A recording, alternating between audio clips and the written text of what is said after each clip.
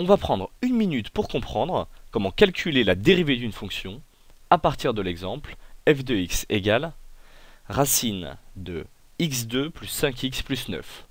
C'est parti. On s'intéresse dans un premier temps à son ensemble de définitions.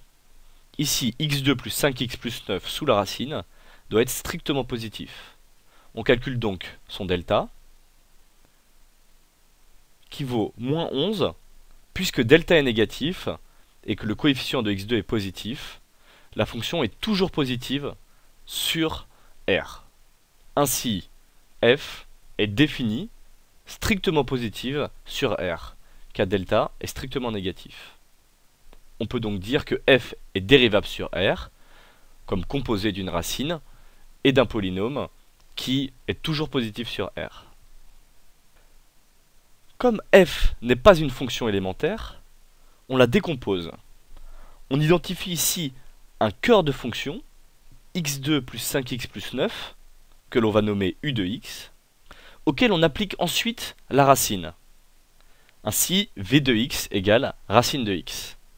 On a donc affaire à une composée, v de u de x, qu'on note souvent v rond u de x.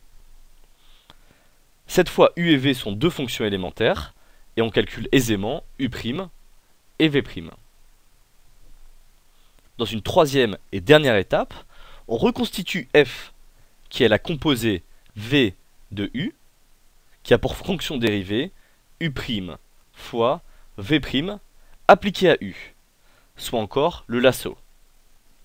C'est-à-dire u' fois v', dans lequel je réinjecte u, d'où l'image de u enfermé dans le lasso. Et je conclus sur l'expression de f'. On a donc procédé par étapes. On prouve l'ensemble de définitions, puis l'ensemble de dérivabilité de la fonction f sur R.